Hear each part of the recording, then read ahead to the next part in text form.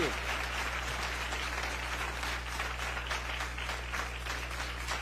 Thank you. Thank you all very much for coming out this morning. And Dean Nasser, thank you very much for your kind introduction. And Johns Hopkins University, thanks very much for allowing me to be with you today. As I think all of you know, in the United States, politicians and the media pay a whole lot of attention to issues impacting our economy, healthcare, education, environment, criminal justice, immigration, and as we have recently seen, Supreme Court nominees. And all of these issues are obviously of enormous import. However, with the exception of immediate and dramatic crises, by and large, foreign policy is not something that usually gets a whole lot of attention or debate. In fact, there are some political analysts who have suggested that by and large, in terms of foreign policy, unlike domestic policy, in terms of foreign policy, we have a one-party foreign policy where the basic elements of our approach toward global affairs are not often debated or, in fact, challenged. In our country today, we are spending about $700 billion a year on the military, more than the next 10 nations combined, and many of those nations are our allies. We have been at war in Afghanistan for 17 years, been at war in Iraq for 15 years. We are currently involved militarily in Yemen, where a humanitarian crisis is taking place, a war, just to mention, that was not authorized by the United States Congress.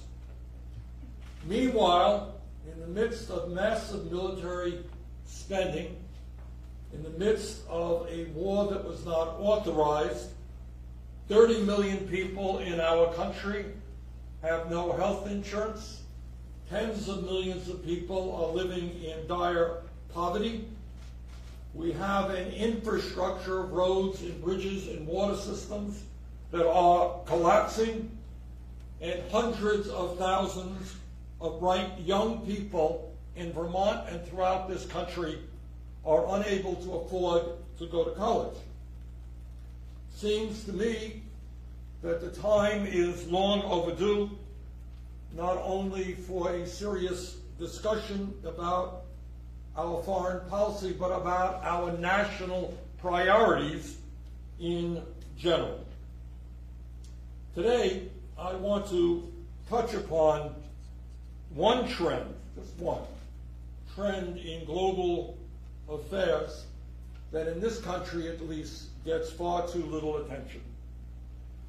And that is that there is currently a struggle of enormous consequence taking place in the United States and throughout the world. In it, we see two competing visions for the future. On one hand, we see a growing worldwide movement toward authoritarianism, toward oligarchy, and kleptocracy. On the other hand, we see a growing movement toward strengthening democracy, toward respecting diversity, toward fighting for egalitarianism and for economic, social, racial, and environmental justice. This struggle has consequences for the entire future of the planet, economically, socially, and when we speak about climate change, environmentally. In terms of the global economy, I ask you to take a look with me where we are today in terms of the global economy. Today, we see massive and growing income and wealth inequality, where the world's top 1% now owns more wealth than the bottom 99%. 1%, 99%. Where a small number of huge Wall Street and international financial institutions exert enormous impact over the lives of billions of people in countries throughout the world. Further and importantly, many people in industrialized countries are questioning whether democracy can actually deliver for them. They look at their lives, they look at what is going on in their families, and they find themselves working longer hours for lower wages than they used to. They're falling further and further behind economically. In countries around the world, certainly in the United States, they see big money, billionaires buying elections, and they see a political and economic elite growing wealthier, even as their own children's future grow dimmer. In fact, in the United States, for the first time in the modern history of our country, our younger generation stands a good chance of having a lower standard of living than their parents. In these countries, we often have political leaders who exploit these fears of economic insecurity by amplifying resentments, stoking intolerance, and fanning ethnic and racial hatreds among those people who are struggling. We see this very clearly in our own country, where it is coming from the highest level of our government. But it should be clear by now that Donald Trump and the right-wing movement that supports him is not a phenomenon unique to the United States. All around the world, in Europe, in Russia, in the Middle East, in Asia, Latin America, and elsewhere, we are seeing movements led by demagogues who exploit people's fears, prejudices, and grievances to gain and hold on to power.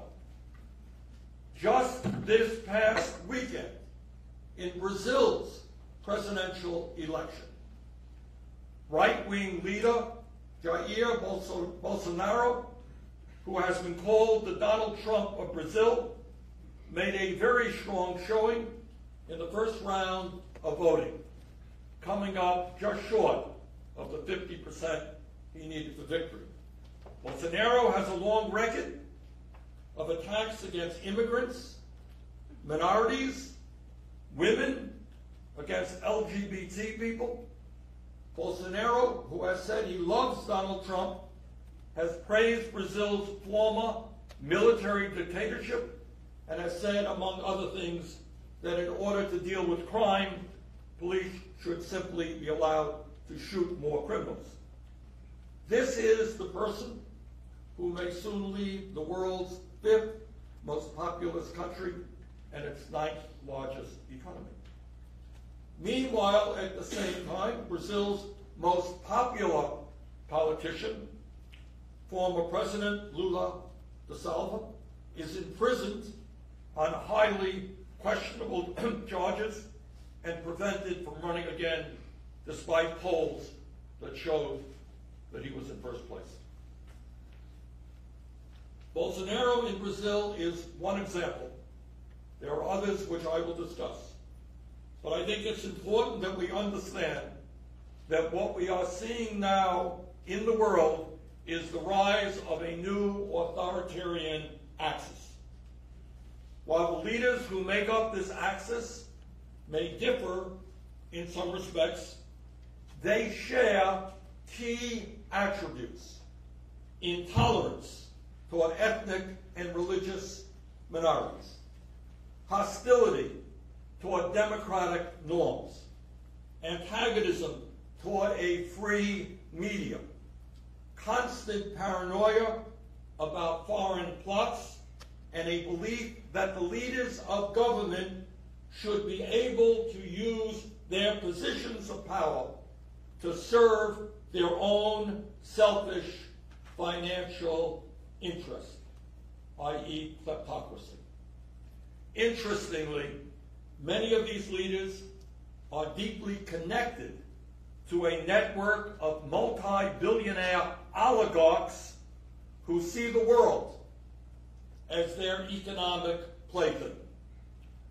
Those of us who believe in democracy, who believe that a government must be accountable to its people and not the other way around, must understand the scope of this challenge if we are going to confront it effectively. We need to counter oligarchic authoritarianism with a strong, progressive movement that speaks to the needs of working people, that recognizes importantly that many of the problems we are faced with are the product of a failed status quo.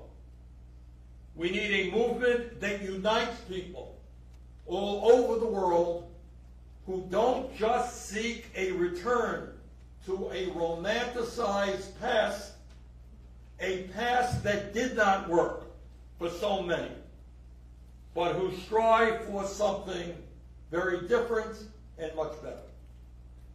While this authoritarian trend certainly did not begin with Donald Trump, there is no question that other authoritarian leaders around the world have drawn inspiration from the fact that the president of the world's oldest and most powerful democracy is shattering democratic norms, is viciously attacking an independent media and an independent judiciary, and is scapegoating the weakest and most vulnerable members of our society.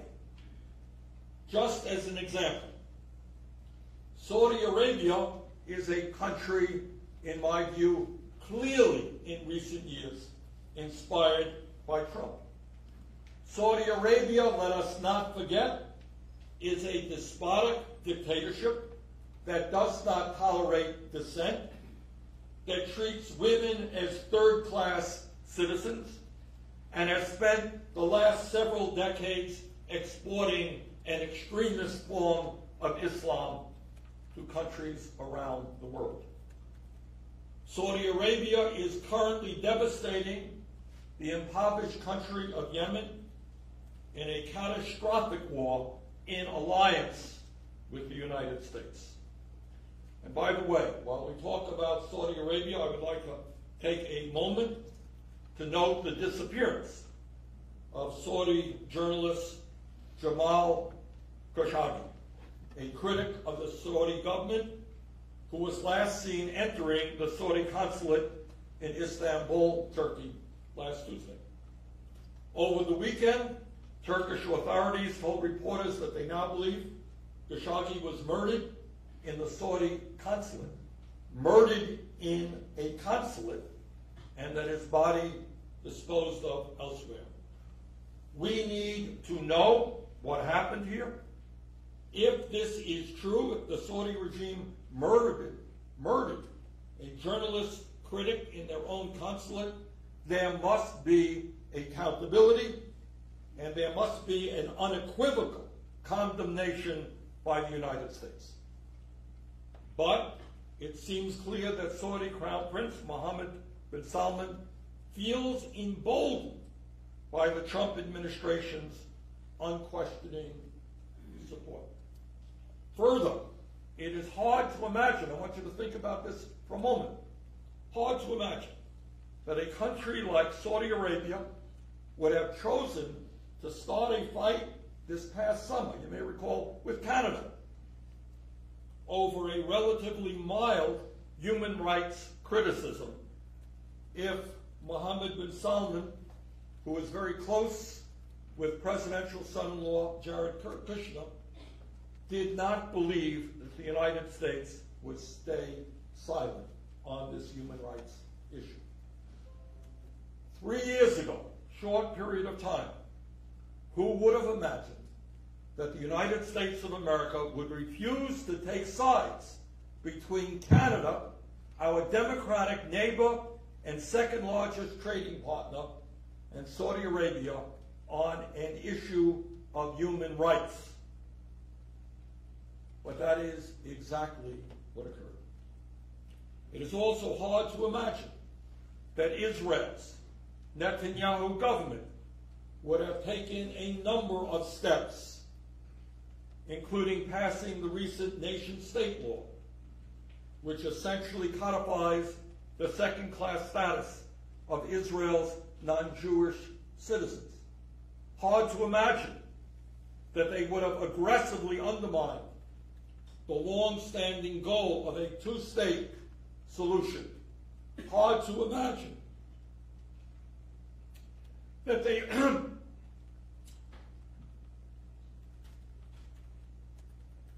hard to imagine that they would continue to ignore the horrific economic crisis that exists in Gaza if they were not confident that Trump would continue to support them.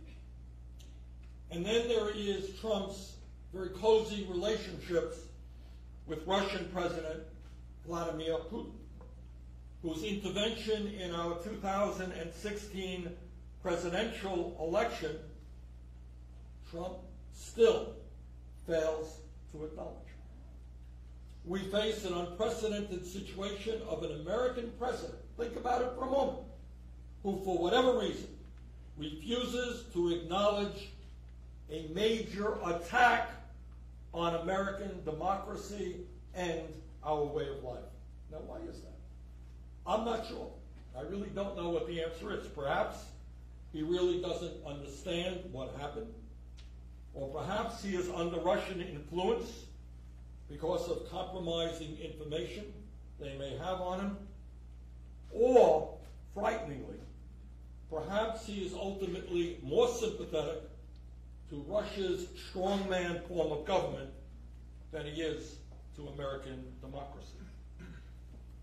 Even as he draws closer to authoritarian leaders like Putin, like Orban in Hungary, Erdogan in Turkey, Duterte in the Philippines, and North Korea's Kim Jong-un, Trump is needlessly, at the same time, increasing tensions with our democratic European allies over issues like trade, like NATO, like the Iran nuclear agreement. Now, let me be clear, those are all important issues. But the way Trump has gratuitously disrespected our longtime allies is not only ineffective deal-making, it will have an enormous and negative long-term consequence for the transatlantic alliance. Further, I want you to hear this, didn't get a whole lot of attention. Trump's ambassador to Germany, Richard Grenell, several months ago made clear the administration's support for right-wing extremist parties across Europe. In other words, the U.S. administration is openly siding with the very forces that challenge the democratic foundations of our longtime European allies. Now, we need to understand that the struggle for democracy is bound up with the struggle against kleptocracy and corruption. That is true here in the United States as well as abroad.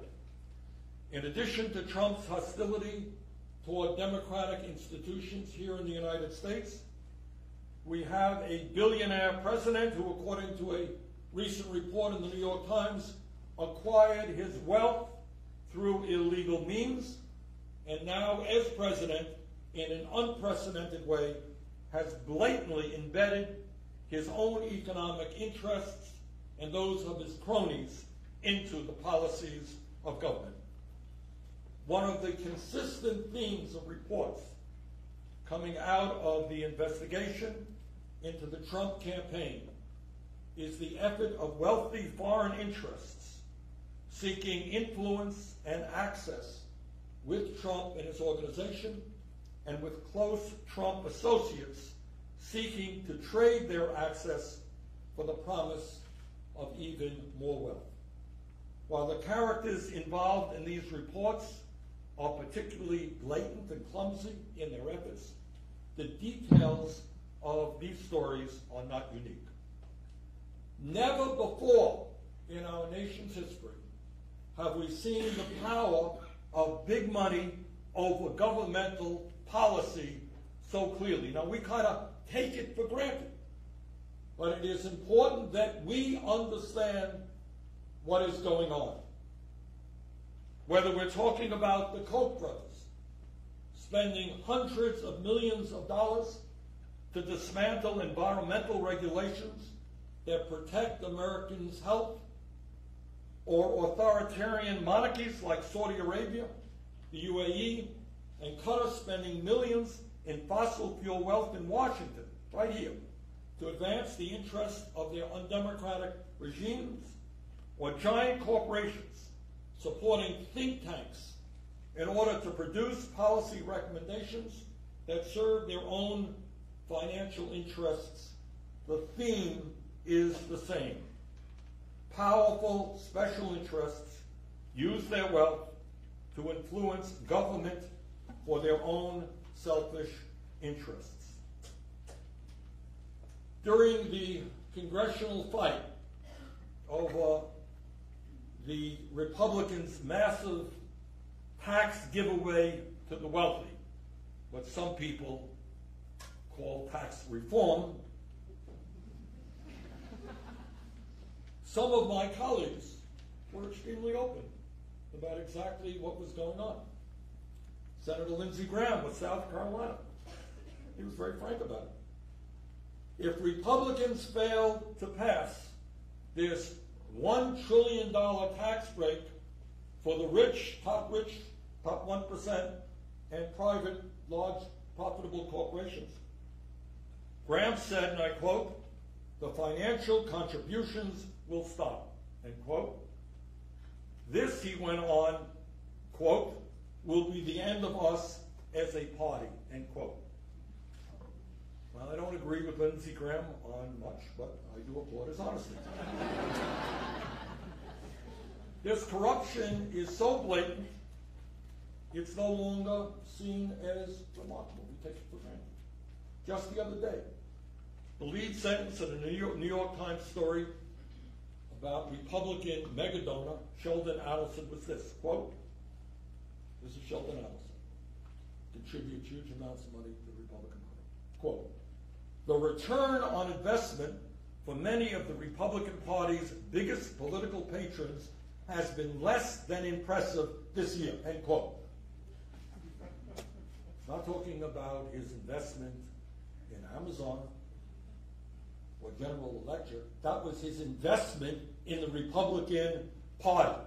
Return on investment less than impressive this year. The idea that political donors expect a specific policy result in exchange for their campaign contributions, a quid pro quo, is the definition of corruption. It is right now absolutely out there in the open. It is no longer even seen as scandalous. It is something that we take for granted. This sort of corruption is common among authoritarian regimes. In Russia, it is impossible to tell where the decisions of government end and the interests of Putin and his circle of multi-billionaire oligarchs begin. They operate as one unit. Similarly, in Saudi Arabia, there is no debate about separation because the natural resources of the state, valued at trillions of dollars, belong to the Saudi royal family. In Hungary, far-right authoritarian nationalist leader Viktor Orban models himself after Putin in Russia, saying in a January interview that, quote, Putin has made his country great again. Like Putin, Orban has risen to power by exploiting paranoia and intolerance of minorities, including outrageous anti-Semitic attacks on George Soros, but at the same time has managed to enrich his political allies and himself. Kleptocracy in action. In February, the Corruption Perception Index, compiled by Transparency International, ranked Hungary as the second most corrupt EU country. We must understand that these authoritarians are part of a common front, an international common front. They are in close contact with each other, share tactics, and, as in the case of European and American right-wing movements, even share some of the same funders. For example, the Mercer family, supporters of the infamous Cambridge Analytica, have also been key backers of Donald Trump and of Breitbart News, which operates in Europe, the United States, and Israel to advance the same anti-immigrant, anti-Muslim agenda. Sheldon Adelson gives generously to the Republican Party and right-wing causes in both the United States, promoting a shared agenda of intolerance and bigotry in both countries. The truth is, however, that if we are to effectively oppose right-wing authoritarianism, we cannot simply be on the defensive. We need to be proactive and understand that just defending the failed status quo, just wanting to go back to the way it used to be, is not good enough. In fact, we need to recognize that the challenges we face today are a product of the status quo. What do I mean by that? Here in the United States, in the UK, in France, and in many other countries around the world, people are working longer hours for stagnating wages. They are going nowhere in a hurry, and they are not happy about that reality. So our job is not to simply accept the status quo, not to accept massive levels of income and wealth inequality, where the top 1% of the world's population owns half the planet's wealth, while the bottom 70% of working age population account for less than 3% of global wealth.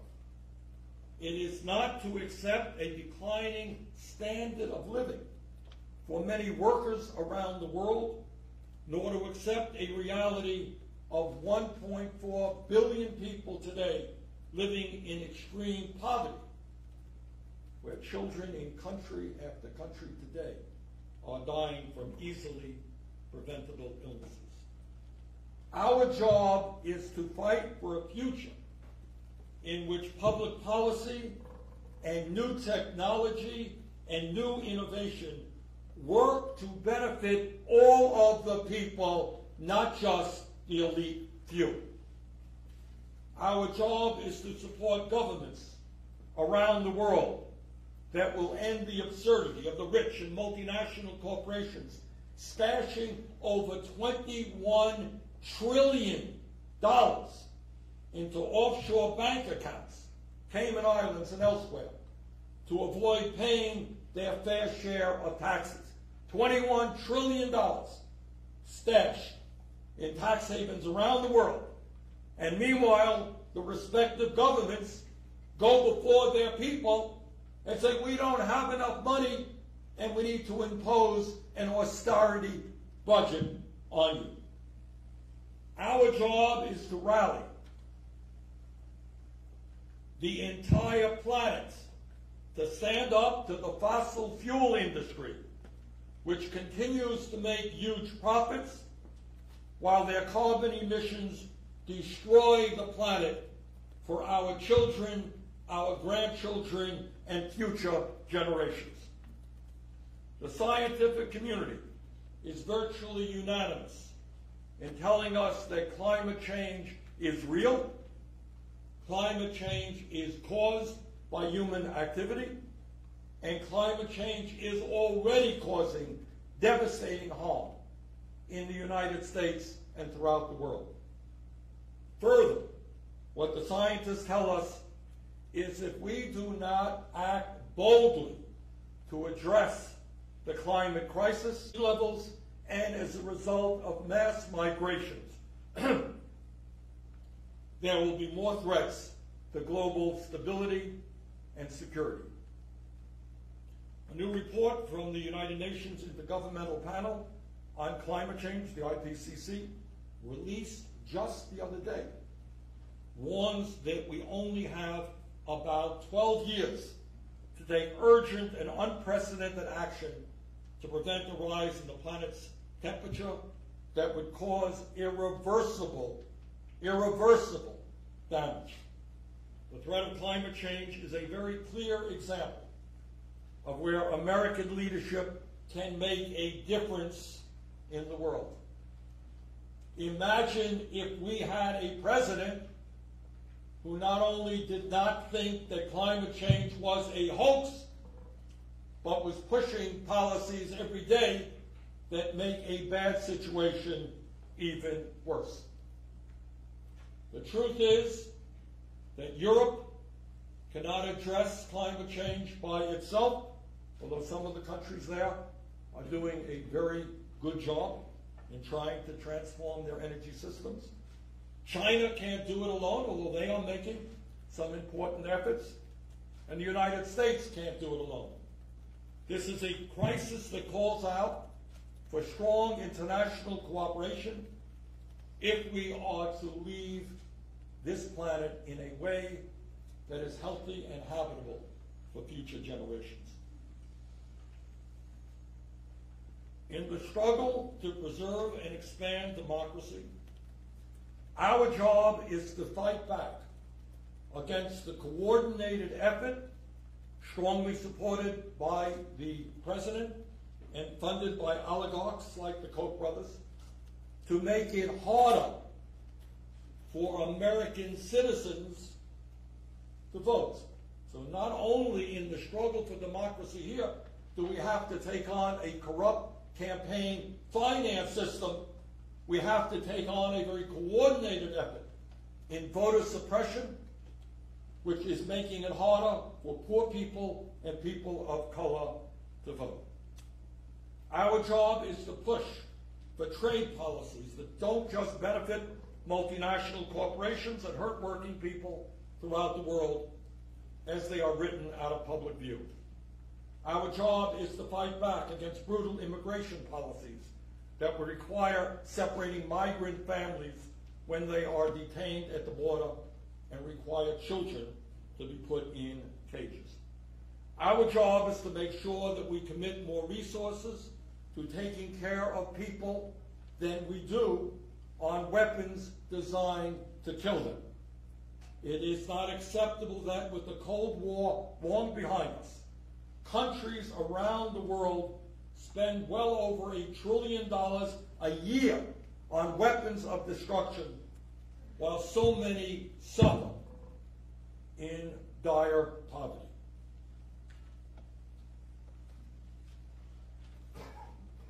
Let us remember what President Dwight D. Eisenhower said. And please remember that Dwight D. Eisenhower, hard to believe, was not a radical socialist, he was a Republican. And this is what Eisenhower said in 1953, just a few months after he took office. And remember, this was a four-star general who led American armed forces in World War II. Let's never forget what he said, quote, "Every gun that is made, every warship launched, every rocket fired signifies, in the final sense, a theft from those who hunger and are not fed, those who are cold and are not clothed. This world in arms is not spending money alone. It is spending the sweat of its laborers, the genius of its scientists, the hopes of its children." End quote.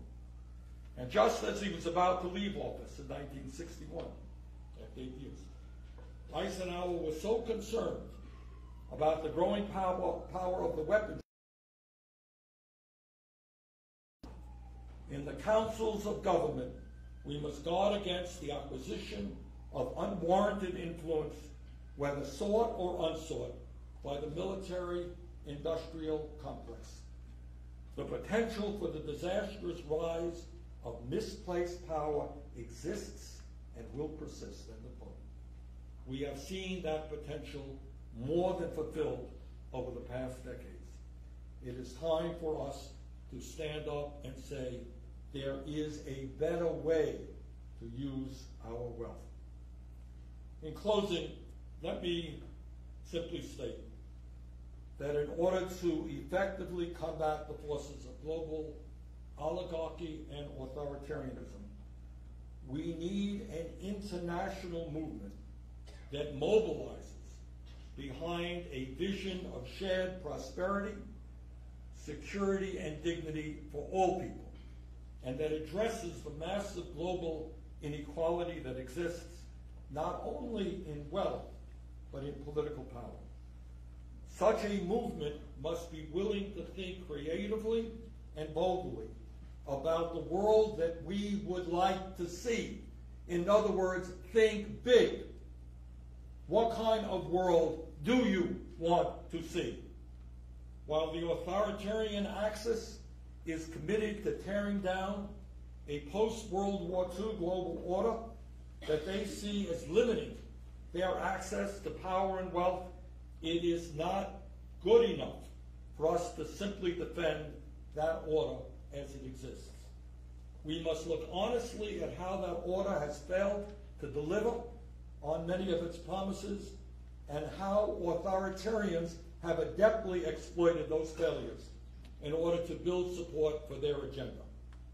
We must take the opportunity to reconceptualize a global order based on human solidarity, based on the understanding that it's not me against you or the United States against China, but that we as a world, especially with the threat of climate change, are in it together.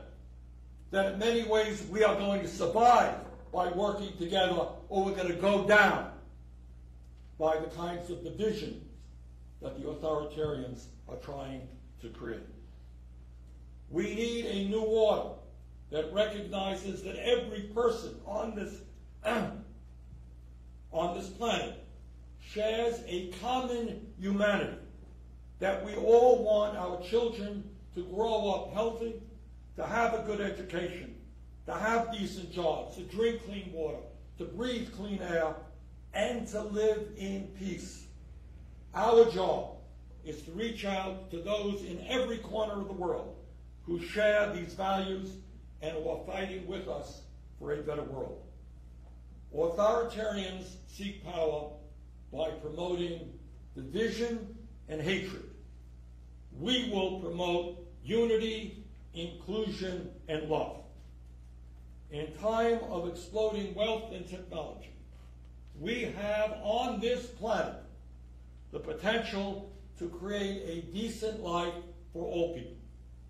Our job is to build on our common humanity and to do everything that we can to oppose all of the forces, whether unaccountable government power or unaccountable corporate power, who try to divide us up based on the color of our skin, the country we were born in, our religion, our sexual orientation, our gender, who try to divide us up in every way possible and to set us each against each other.